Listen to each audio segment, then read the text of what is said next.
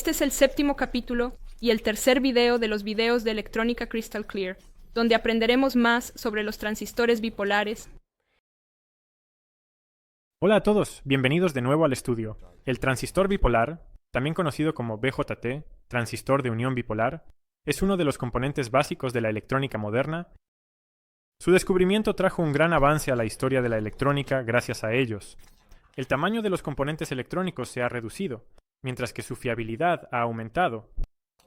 Los cuasi predecesores de los transistores eran los tubos de electrones. Les traje uno de estos que obtuve de mi abuelo. Desafortunadamente, el tiempo es corto, así que no puedo describirlo en detalle, pero puedes encontrar mucha información interesante sobre ello en Internet. Hoy en día, con una o dos excepciones, rara vez se utilizan. Su función la realizan los transistores. Su función es muy similar a la de un transistor, y hoy en día se utilizan principalmente en amplificadores de audio. Y los utilizan en el uso de amplificadores químicos. Volvamos a los transistores, aunque actualmente podemos encontrar transistores bipolares por sí solos, o más bien como los componentes básicos de los circuitos integrados. Estamos hablando de dispositivos semiconductores. La física detrás de su funcionamiento va más allá de los límites de este currículo, así que no lo describiré en detalle.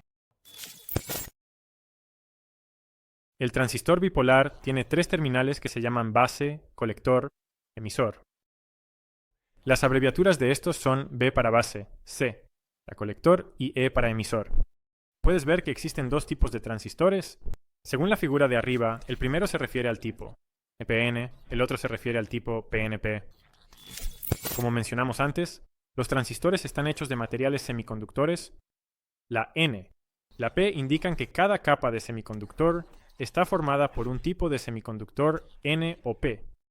Ciertamente, el comportamiento del transistor NPN es diferente al comportamiento del tipo PNP. Por el momento, quedémonos con el tipo NPN. Más tarde examinaremos las diferencias. Ahora, examinemos cómo funcionan los transistores NPN.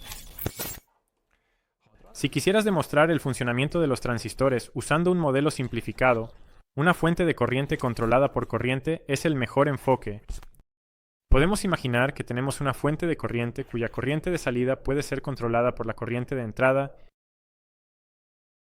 En el caso de los transistores, la corriente IC, que fluye entre el colector y el emisor, puede verse afectada por la corriente de la base, IB, donde el factor de amplificación de corriente determina la conexión de los dos valores de corriente. El factor de amplificación de corriente suele estar marcado con beta, HFE. La página 2.1 I es igual a beta por I. Solo para estar seguros, ¿por qué tenemos un diodo entre el emisor y la base del modelo de fuente controlada por corriente? Debido al diseño de los transistores BJT y una unión PN entre la base y el emisor, que si lo piensas bien, es prácticamente un diodo. Si conectamos un voltaje lo suficientemente alto al diodo emisor base, entonces el diodo se abrirá. Por lo tanto, la corriente comenzará a fluir a través de la base. El voltaje directo suele estar alrededor de 0.7 voltios. Debido a la corriente de la base, la corriente puede fluir a través del colector, el factor beta máximo de la corriente de base. En este caso, decimos que el transistor está cerrado. Si no abrimos el diodo, la corriente no fluye a través de la base, y así, la corriente tampoco fluirá entre el colector y el emisor, es decir, se comportará como un interruptor. En el presente, decimos que el transistor está abierto. Para conducir corriente entre el colector y el emisor, es necesario que el voltaje del emisor sea más bajo en comparación con el voltaje de la base. En caso de voltajes adecuados, las siguientes direcciones de corriente serán ciertas. La corriente de colector IC fluye desde la salida C, la corriente de base, y fluye desde la salida B. La suma de estas dos corrientes fluirá hacia la salida E. Esto se llama la corriente de emisor, denotada como IE. También tenemos tres voltajes. El primero es el UC, que es el voltaje entre el colector y el emisor. También está el UCB, que es el voltaje entre el colector y la base, y el V, que es el voltaje entre la base y el emisor. Veamos cómo funciona el transistor BJT en un circuito. Revisemos las conexiones necesarias. La corriente del emisor tiene que ser la suma de la corriente que fluye a través de la base y la del colector. Porque si hay una corriente de colector y una corriente de base, tienen que salir por algún lado. Y esto obviamente sucederá en el emisor. Así que, hagámoslo en una ecuación. Es decir, igual a I. Y, como mencionamos antes, cada transistor BJT tiene un parámetro, lo que muestra que en el caso de estado cerrado, ¿cuántas veces la corriente en el colector es mayor que en la base? El tamaño de la base es ajustable. Este parámetro se llama generalmente beta, y se ve así en forma de ecuación. IC es igual a beta. ¿Y B? Veamos un ejemplo práctico que se puede usar para entender el funcionamiento de un transistor BGD como un interruptor. En la placa de pruebas, arma la siguiente conexión. Mira los diagramas de abajo para ayudarte. El personaje principal es el transistor Q1. Su emisor está conectado a tierra. La entrada cuasi del circuito es la base del transistor, a la que está conectado un resistor. El otro lado del resistor se puede llamar el punto de encendido. La salida cuasi del circuito será el LED. El cátodo del LED está conectado al colector del transistor, y el ánodo está conectado a 12 VIB, a través de un resistor limitador de corriente. El pinout del transistor se muestra en este otro diagrama. El orden de las patas es de izquierda a derecha. Colector, base, emisor. Si conectas el punto de encendido a 12 voltios, entonces el LED se encenderá. En este caso, comenzará a fluir una corriente a través del resistor RB, que pasará por el diodo emisor base del transistor. El valor de la corriente de base se puede calcular de la siguiente manera. IB es igual a U-on menos 0.7 voltios sobre RB. Y ahora veamos con un poco más de detalle cómo salió esta ecuación. Si decimos que el voltaje de V de los resistores de base es igual a IB por B, entonces podemos escribir una ecuación de lazo. Eso incluye el voltaje U-on, el voltaje URB y el voltaje del diodo emisor base del transistor. Sí, escribimos esta ley de lazo y luego explicamos que V es igual a IB por RB y la reorganizamos un poco. Vamos a obtener exactamente esto, y si cuantificamos esto, llegaremos a 12 voltios menos 0.7. Voltios sobre 33 kiloohmios es igual a 0.34 miliamperios. Idealmente, la corriente del colector puede ser beta veces la corriente de base. El beta del transistor BC546B es alrededor de 180, es decir, IC es igual a beta por IB, que es 180 por 0.34. Ma, son 60 mètres. Ahora calculemos qué pasaría si simplemente conectáramos el cátodo del diodo LED a tierra. Si el voltaje directo del LED es de 2V, entonces el voltaje del resistor RC será de 10 voltios. Es decir, su corriente será IRC igual a 10 voltios sobre 680 ohmios, que es igual a 14.7 miliamperios. Así que, corriente del colector podría ser de 61 miliamperios, pero el LED tendrá 14 miliamperios. Sí, esto podría sonar un poco raro, pero si midieras la corriente del diodo en el circuito del transistor, medirías alrededor de 14 miliamperios. Podrías preguntar cómo es esto posible, porque calculamos que la corriente del colector podría ser de 61 mA también. En verdad, la corriente del colector calculada es un valor máximo.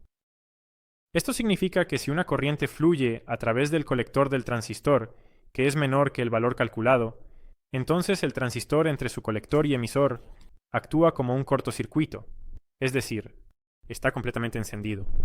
Si quieres usar un transistor BJT como un interruptor, entonces siempre tendremos que elegir la corriente de base, de manera que su valor multiplicado por beta tenga que ser mucho mayor que la corriente que se va a conmutar. Y ahora veamos cómo. ¿Se debe dimensionar un interruptor BJT? Primero que nada, tenemos que conocer el beta del transistor. Es importante notar que el beta de los dispositivos puede tener valores en una amplia escala y depende de varias cosas. Antes de que salgan del fabricante, sus características ya son diferentes, y además, El beta depende mucho de la temperatura del transistor también. Así que tenemos que dimensionar el circuito, de manera que el transistor tenga que estar lo suficientemente abierto en cada estado operativo. Podemos proporcionar eso si calculamos usando el valor beta más pequeño, porque este es el peor de los casos. Así que tienes que encontrar el beta más pequeño para tu tipo de transistor, que encontrarás como HFE en la hoja de datos y eliges el más pequeño. En nuestro caso su beta es igual a 150. Sabemos que necesitamos proporcionar un voltaje adecuadamente alto entre la base y el emisor para asegurarnos de que nuestro transistor esté en modo directo, que el voltaje sea de aproximadamente 0.7 voltios. En nuestro circuito, nuestro consumidor es un LED, a través del cual nos gustaría hacer pasar, digamos, 15 mA de corriente. Nuestra corriente de colector es de 15 mA, así que IC es igual a 15 mA. Por lo tanto, IC es igual a B por IB, de donde se deduce que IB es igual a IC entre B, que es igual a 15 mA más de 150, lo que equivale a 0.1. Mamá. Podemos escribir la siguiente ecuación para la resistencia de la base. RB es igual a U en menos V sobre IB. Esto, cuantificado para el caso actual, 12V menos 0.7 TuV más de 0.1. MI es igual a 113. Obviamente, el valor de resistencia calculado es un valor máximo. Si usamos el más grande, la corriente de base sería demasiado pequeña para la corriente de colector requerida. El valor mínimo de resistencia de base se puede determinar a partir de la corriente de base máxima permisible, pero este valor no siempre está especificado en la hoja de datos del transistor. En este caso, la corriente máxima de base se puede estimar usando el HFE, la corriente máxima de colector, con la siguiente fórmula. Ibmax es igual a Igimax sobre beta, que es igual a 100 ME sobre 150, lo que da 0.66 ME. RBMIN es igual a 1 menos V sobre Ibmax, que es igual a 12V menos 0.7V más de 0.60.000, equivale a 17,2. Así que la resistencia de la base tiene que estar entre 17.12 kir 3 kW para un funcionamiento seguro.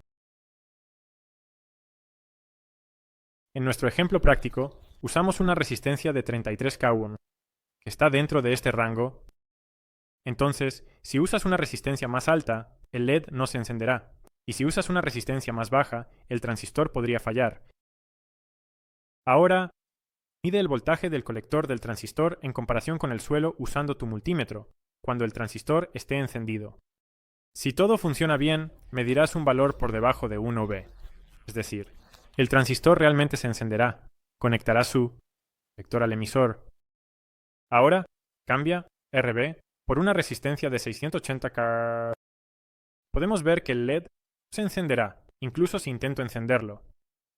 Una resistencia de base más grande resulta en una corriente de base más pequeña.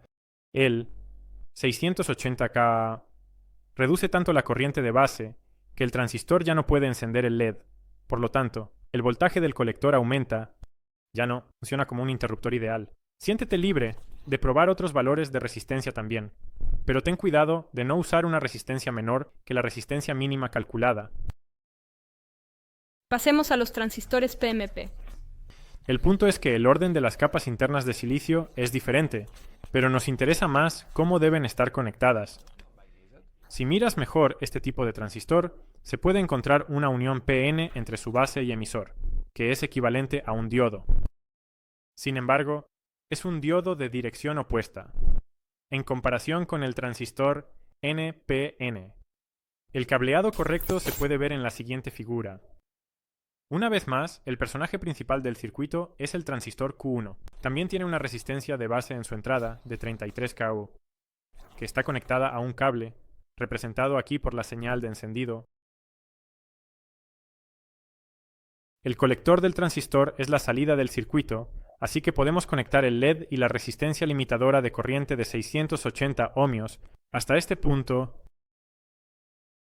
El emisor del transistor está conectado a un potencial de 12V. Aquí en este diagrama puedes ver el pinout. La pata 1 es el emisor, la pata 2 es la base y la pata 3 es el colector. En este tipo, el emisor estará a un potencial más alto que el colector, y las direcciones de la corriente serán las siguientes. La corriente entra desde la entrada, llamada corriente de emisor. La corriente fluye hacia la salida B, denotada como IB, y también hacia la salida C, denotada como IC. Hay 3 voltajes diferentes. Podemos discutir esto por separado. Uno será UEC, el otro UEB, y el tercero VC. Las ecuaciones aprendidas durante los transistores NPN también se aplican a los transistores PNP, solo que la dirección de las corrientes y voltajes ha cambiado. La única diferencia en su funcionamiento es que el LED solo, C, encenderá si conectas el punto de encendido a tierra, no cuando lo conectas a los 12 VB. Cualquiera puede hacer la pregunta legítima. ¿Cuál es mejor, el NPN o el PNP? No hay una respuesta correcta a esta pregunta. Ninguno es claramente mejor que el otro. Los transistores NPN y PNP también se fabrican, pero los interruptores NPN son más rápidos, y su costo de producción es más bajo también. Por eso se utilizan más a menudo en circuitos de control y conmutación. En el caso de los circuitos amplificadores, los transistores NPN y PNP se utilizan típicamente juntos. Nos gustaría cerrar esta parte del video con esto. Te animamos a que hagas las conexiones y tomes las medidas que hicimos en este video. Nos vemos en la próxima parte. Adiós. Adiós.